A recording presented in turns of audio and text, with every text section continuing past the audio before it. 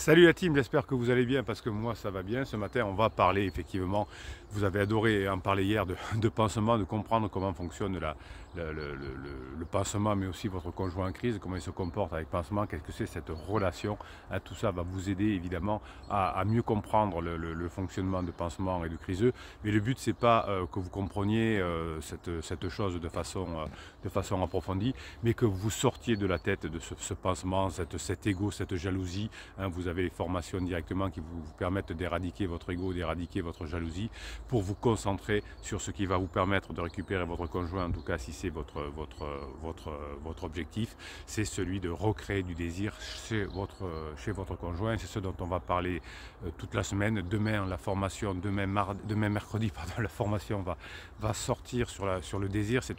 On vous a dit tellement de bêtises sur le désir, que le désir c'était du manque, qu'il fallait pas être acquis, qu'il fallait donner à l'autre, enfin des bêtises qui ont fait que vous vous êtes éloigné au fur et à mesure de votre conjoint. Et grâce à la formation de demain sur le désir, vous allez réapprendre ce moteur central du couple qui va faire que vous allez passer en phase 4, c'est recréer le désir chez votre conjoint. On va encore aujourd'hui parler de pansement et de criseux pour que vous sortiez de cette tête ce pansement. Et vous savez qu'ici les pirates, vous réussissez mieux que les autres pour atteindre vos objectifs, de récupérer votre conjoint, parce que vous avez compris quelque chose. En tout cas j'essaie de vous le donner grâce aux neurosciences. Vous savez que trop souvent on a de l'information, vous allez voir un psy, vous allez voir, vous lisez un bouquin, etc. Vous avez de l'information sur je sais pas quoi, la perversion, sur je ne sais quoi, mais ça ne suffit pas. Une fois qu'on a l'information, qu'est-ce qu'on en fait ensuite? Ce qu'il faut faire, c'est transformer l'information en connaissance. Donc pas des choses théoriques, mais la connaissance, c'est quelque chose qui va vous permettre d'appliquer ce que vous avez appris. Et on a mis en place ici les pirates, les formations à base de neurosciences qui vous apprennent à avoir cette connaissance. Par exemple, la formation de la semaine dernière, c'était comment encaisser les coups de votre conjoint pendant la crise existentielle. Cette semaine, on va travailler sur comment susciter le désir. C'est pas le désir, qu'est-ce que c'est pas les coups dans la vie, à quoi ça sert, enfin j'en sais rien. Mais ici, on parle directement de choses de connaissance. Et ensuite, vous transformez la connaissance en sagesse. Et comment vous y arrivez? En appliquant les connaissances, en les mettant en place, ces connaissances-là, en donnant cette énergie avec la grinta des pirates pour transformer la connaissance en sagesse. Et c'est comme ça que vous reprenez votre conjoint.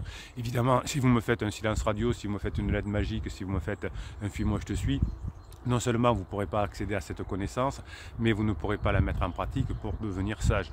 La différence entre la sagesse et la connaissance, c'est l'expérience que vous aurez agi, c'est-à-dire vous allez apprendre en formation, vous allez, à force d'écouter et d'écouter les formations tout en faisant autre chose, parce que vous n'avez pas le temps. Vous savez qu'on a tous une vie à côté de la crise de son conjoint. Il faut bien gagner sa vie, il faut bien être en mode survie, mais il nous reste 240 minutes par jour. Mais c'est 240 minutes par jour où il faut faire son ménage, préparer la nourriture, se détendre, faire du sport, etc. Et bien pendant ce temps, il suffira de mettre dans vos oreilles les formations et vous allez pouvoir acquérir cette connaissance sans prendre beaucoup de temps sur votre vie, et surtout en pouvant réécouter pour que cette connaissance devienne stable. Si vous lisez un bouquin par exemple, j'ai créé un bouquin que vous avez sous le catalogue des formations, un descriptif de cette vidéo. Un descriptif de cette vidéo, vous avez le catalogue, et dessous vous avez le bouquin. Oui, vous avez un bouquin qui s'appelle d'ailleurs Comment sauver son couple. Vous voyez déjà, même le bouquin c'est une solution. En tant qu'adulte, la sagesse, c'est de trouver des solutions. C'est pas d'acquérir de l'information. Qu'est-ce que c'est la programmation neurolinguistique? C'est pas qu'on s'en fout, c'est intéressant, mais ça nous apporte rien. Et la connaissance que vous allez apprendre chaque jour va vous permettre, en mettant en application ce que vous avez appris, cette sagesse. Donc là, ce matin, on va s'informer sur ce qui se passe entre pansement et criseux, parce que ça vous intéresse, ça pique votre curiosité.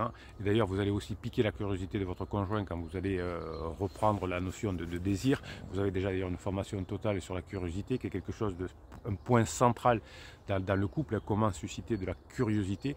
Bien, tout ça, vous allez apprendre à le faire, et vous allez vous sortir, grâce à l'information de ce matin, de la relation avec pansement, qui vous apporte pas grand-chose, d'y penser en permanence et de souffrir par rapport à ça. Donc quand votre conjoint est en crise, il va rechercher un pansement parce qu'au départ il va mal et il va être attiré puisque lui est dans une personnalité qu'on appelle sombre. Hein, pendant sa crise existentielle, on est sombre et on est ingérable, on est instable, on est arrogant, on est autoritaire, on est méprisant. Et si vous savez effectivement vous comprendre ça, neutraliser ces éléments difficiles grâce à votre travail, notamment grâce au badinage, grâce à l'humour, etc., vous allez finalement pouvoir récupérer votre conjoint qui va s'enfoncer lui dans une combinaison toxique des traits du pansement. Vous savez que le pansement, s'il choisit une personne en crise, qui a déjà marié, qui a des enfants jeunes souvent, qui n'a pas fait le deuil de sa relation précédente, c'est qu'il n'a pas accès effectivement aux ressources les plus demandées, c'est-à-dire des personnes libres, équilibrées dans leur tête, qui peuvent leur apporter quelque chose et qui ne sont pas centrées sur elles-mêmes. Et ces personnes-là, les personnes qui sont libres, pas centrées sur elles-mêmes, qui ont un cerveau complexe, des pirates en gros finalement, ne sont pas accessibles au pansement. Parce que le pansement, lui, il a aussi une personnalité sombre et c'est pour ça qu'il attire le côté sombre de votre conjoint. Donc comment se comporte le pansement et comment se comporte le conjoint? Eh bien c'est finalement une convergence, je vous l'ai cité dans la vidéo de hier, de 3 personnalités distinctes, le narcissisme, le machiavélisme et la psychopathie. Hein, c'est les 3 qualités que je retrouve, ou les 3 défauts, ou les 3 comportements que je retrouve à la fois chez Pansement, hein, quand vous m'expliquez comment fonctionne le pansement avec criseux, et chez votre criseux, chez votre criseuse. Et on va détailler parce que vous me l'avez demandé, elle vous a trop plus cette formation hier, cette information hier en vidéo, et vous avez envie d'en savoir plus évidemment. Hein. L'idée, bon, je vais vous donner l'information ce matin pour vous donner le goût de sortir de cette relation, de cette obsession de pansement, de cette jalousie sur pansement, et de pouvoir travailler sur vous. Alors vous pourrez faire la formation sur le pansement, d'ailleurs vous avez une formation complète là-dessus, mais vous pourrez aussi faire sur la jalousie, sur l'ego, etc. Donc le pansement, comme votre criseux, ont 3 traits que j'ai pu déterminer au fur et à mesure des 23 ans de contact avec vous, de coaching avec vous.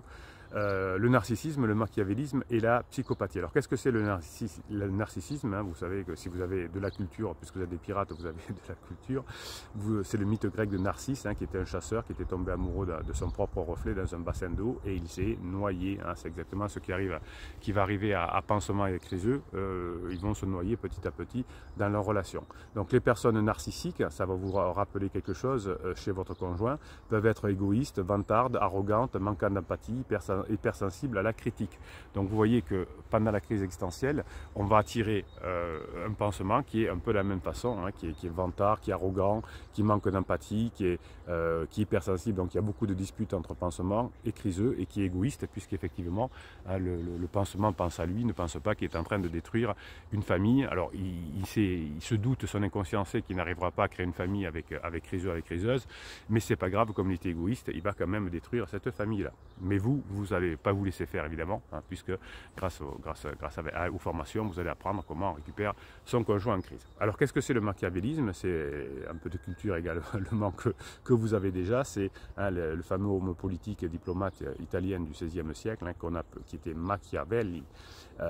Il a acquis notoriété en écrivant en 1513. En 1513, Bruno, on se calme, c'était 1513, le prince, hein, le fameux prince, qui a été finalement interprété, vous pouvez le relire, hein, comme finalement un principe de manipulation.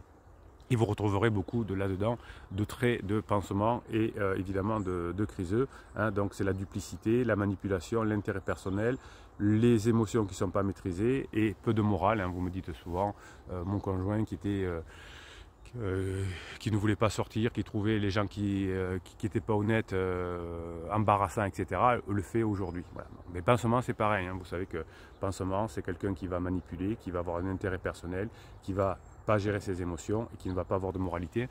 Alors, au-delà de la moralité, vous savez qu'ici on est une team, une famille de pirates qui ne sont pas dans la moralité, on n'est pas dans les religions, on n'est pas dans la spiritualité, on est dans la science, donc on ne parle pas de moralité, mais effectivement si je vais chercher quelqu'un qui n'a pas fait le deuil de sa relation précédente, je vais mettre ma relation va aller dans le fossé, donc c'est un manque de savoir aussi, outre la moralité, de pansement et de criseux qui pensent qu'on peut créer une relation alors que la précédente n'est pas encore terminée et encore moins qu'on ait fait le deuil. Qu'est-ce que c'est le côté psychopathe de pansement, mais aussi de criseux? C'est un manque d'empathie, on l'a vu, mais aussi de remords, c'est-à-dire que c'est un comportement antisocial. On ne va pas détruire une famille quand on a une idée de ce qu'est un clan. Et effectivement, quand on est psychopathe, on est aussi manipulateur et très instable. Ça vous rappelle aussi votre conjoint en crise, qui ment, qui manipule, qui est instable, qui un jour est en down et un jour est en top. Heureusement, ces traits-là sont liés à la crise existentielle. C'est pour ça que certains psys de quartier vont juger, évaluer votre conjoint sans l'avoir vu, dire mais c'est un psychopathe ou c'est un manipulateur ou c'est je ne sais quoi, alors qu'il ne l'a même pas vu.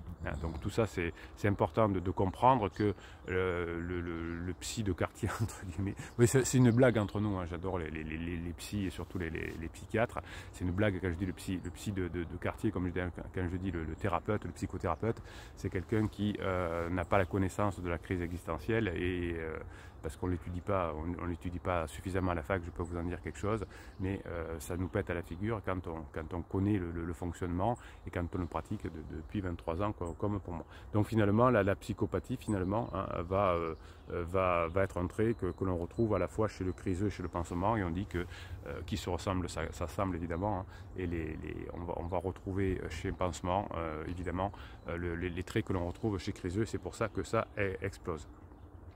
Donc finalement, quels sont les traits de caractéristiques du pansement, quels sont les traits de caractéristiques de la personne en crise? C'est à peu près les mêmes. C'est qu'on a tendance à manipuler les autres pour arriver à ses fins, c'est ce que fait surtout le pansement, mais aussi votre conjoint qui va beaucoup vous mentir au début. C'est utiliser le mensonge et la tromperie pour arriver à ses fins. Donc c'est utiliser la flatterie pour arrêter à ses fins. Alors votre conjoint n'a pas franchement n'a pas très souvent ce comportement-là, mais beaucoup pansement, qui va beaucoup flatter, qui va beaucoup dire à votre conjoint ce que votre conjoint vit d'entendre, et votre conjoint qui a besoin de pansement, vous n'avez pas été très bon, vous avez commis au départ en tant que bébé pirate beaucoup d'interdits, et pansement était meilleur que vous au départ, mais au départ seulement en faisant beaucoup de compliments et de flatteries, et donc son côté manipulateur et machiavélique a marché. Quand on est en pansement, on a tendance aussi à exploiter les autres pour ses propres fins, parce qu'on est mal soi-même, et votre conjoint également fait ça, c'est-à-dire que souvent vous me dites mon conjoint ne fait plus rien à la maison, lui ou elle qui était maniaque ou je ne sais pas quoi, c'est moi qui fais tout maintenant, donc on utilise les autres, on est insensible, on fait souffrir ses enfants, on n'a pas de remords, et on essaye quand même, tant bien que mal, quand on est en crise, de dire non mais les enfants ils vont s'adapter, tout le monde divorce, etc. On essaye d'être dans le déni, et c'est ce que dit aussi pansement. Il y a des messages souvent là, en vidéo, pardon, en commentaire de ces vidéos, c'est là où vous exprimez, ou quand votre conjoint vous dit il faut qu'on parle, c'est qu'il y a une pression morale de pansement derrière qui dit mais te laisse pas faire, ton mari ou ta femme ne doit pas laisser te manipuler, etc. Donc on essaye de manipuler le manipulateur, et votre conjoint qui est en crise, le pauvre ou la pauvre qui ne comprend pas, tombe dans le panneau, il faut qu'on parle, c'est pas normal, t'es dans le déni, etc. Il répète mot pour mot, quand votre conjoint vous dit il faut qu'on parle, généralement il va vous dire mot pour mot ce que lui a dit son pansement, le pansement qui est très souvent quelqu'un du sexe opposé, mais qui peut être aussi un copain ou une copine qui rêve qui a divorcé lui-même, ou qui a eu des problèmes de couple lui-même, et qui rêverait que votre conjoint fasse pareil. Donc du coup le pansement, si c'est une personne qui a elle-même divorcé ou autre, est cynique, et voudrait que tout le monde ait le même comportement, surtout si une personne qui dit de toute façon je suis beaucoup plus heureuse qu'avant depuis que j'ai divorcé, etc. C'est quelqu'un qui est cynique et qui manipule, mais c'est normal, c'est le fonctionnement du pansement. Les pansements ont beaucoup tendance à vouloir que les autres l'admirent, donc c'est pour ça qu'ils paraissent admirables par rapport à votre criseux. Les pansements ont beaucoup besoin que les autres fassent attention à eux. C'est pour ça que ça ne marche pas au bout du compte avec avec votre conjoint en crise, parce que votre conjoint a aussi besoin d'attention pendant sa crise. C'est deux personnes blessées qui finalement se calent à un moment donné et explosent à la fin de la lune de miel.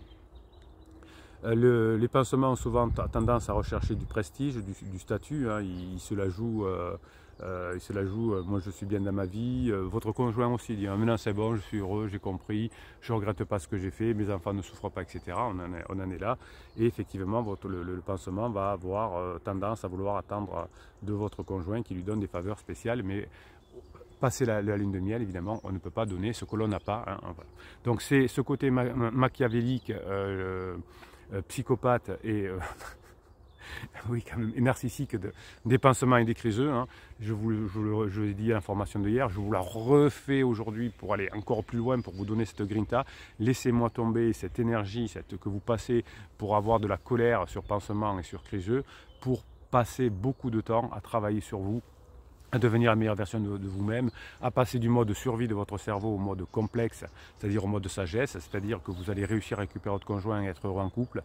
Si vous sortez du mode survie, on ne peut pas être heureux dans la vie si on est en mode survie. Le mode survie n'est pas fait pour être heureux, n'est pas fait pour être en relation, il est fait pour sauver sa peau.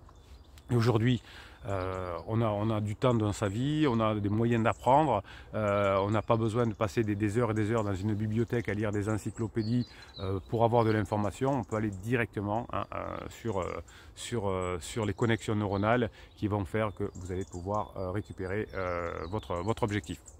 Dans chaque formation, vous avez quelque chose qui est très important, ce sont les fichiers de neurohypnose. C'est un processus que j'ai mis au point au fur et à mesure des années. Je vous en offre une neurohypnose dans chaque formation. Chaque neurohypnose est différente dans la formation. Quand on parle de la formation sur la légèreté, on fait une neurohypnose qui va vous permettre d'être plus léger. Si vous apprenez, comme dans la formation de demain, à mieux gérer votre désir, vous aurez une neurohypnose, ce qui va vous aider à mieux gérer et à mieux susciter le désir, etc. Donc ça, c'est tout ça qui va vous permettre petit à petit de créer de nouvelles fonctionnements dans votre cerveau, donc de nouvelles attitudes, de nouveaux comportements et donc une nouvelle relation avec votre conjoint. Si vous faites tous les jours la même chose, vous vous réveillez, vous faites la même chose, vous buvez le même café, vous mettez les mêmes pantoufles, vous allez au même travail, vous rencontrez les mêmes gens, vous avez les mêmes réactions, vous rentrez chez vous par le même chemin, etc. etc. Qu'est-ce que vous voulez qu'il change dans votre vie? Votre vie, elle ne fait que se dégrader, votre couple, il ne fait que se dégrader. Et si vous faites ça, si vous ne travaillez pas sur vous, votre couple, il ne rebondira pas.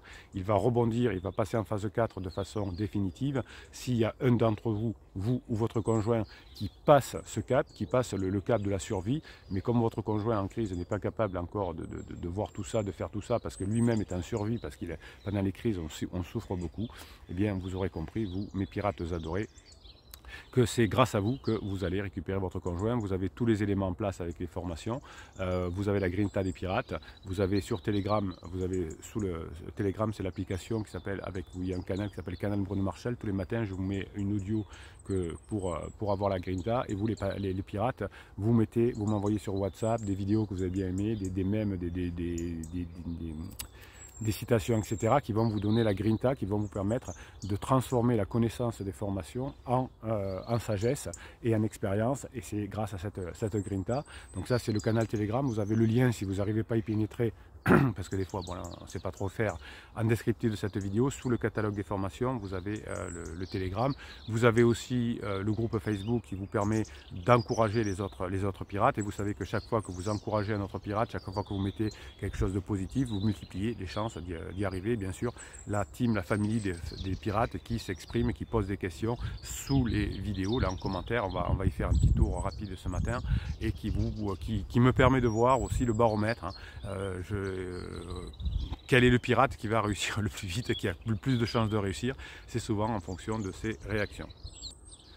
Alors on y va. Roxane Le Kiff, bonjour à tous, c'est Capitaine bien sûr. Je vous souhaite une magnifique journée avec un soleil et un drapeau pirate.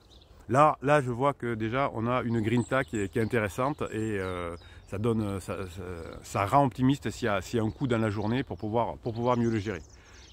Salim Up, salut la team, cela me fait penser à Mohamed Ali, j'adore la philosophie de Mohamed Ali, vole comme le papillon, pique comme l'abeille et vas-y, cogne mon gars, cogne. Ouais, et Mohamed Ali disait aussi qu'il fallait savoir encaisser les coups, hein, mais j'adore cette personnalité. Seb, le CAF, le kiff, bonjour Capitaine et Pirates, une bonne journée à tous et à toutes, là on commence bien la journée aussi. Calou, Caloulou, Caloulou, on y arrive. Bonjour à toute la team, on est des gagnants quoi qu'il arrive, on bosse sur nous. Pour ma part, je m'endors en lisant tout ce que j'écris de positif sur lui, sur moi, sur nous. Est-ce la pensée positive? Oui, endormez-vous en réécoutant une formation aussi, c'est pas mal, en faisant une neurohypnose. Vous préparerez la nuit, et vous savez que c'est la nuit que l'on transforme, où l'on crée beaucoup de chemins neuronaux. Et si vous endormez avec une formation, alors pendant le sommeil, vous apprendrez rien, mais si vous endormez juste avant une formation, si vous endormez avec une neurohypnose, ça va effectivement faciliter la mémorisation de ce que vous apprenez dans les formations. On est d'accord. Encore, Bruno a prié sur le mauvais bouton comme d'habitude. On continue. Pierrot le kiff. Pour ma part, Criseuse était libre et pansement, mais ils se sont mis rapidement ensemble et c'est le premier célibataire qu'on connaissait. Juste à côté, Criseuse n'a pas fait le deuil malgré notre séparation. Bon, voilà, Pierrot le kiff nous donne son point de vue, mais vous voyez que lui, il n'est pas dans le bonjour à tous, on est des gagnants quand même. Hein. Il est encore dans un mental qui n'est pas gagnant. Vous avez une formation qui s'appelle d'ailleurs acquérir le mental de gagnant. Donc là, un peu moins optimiste par rapport à Pierrot.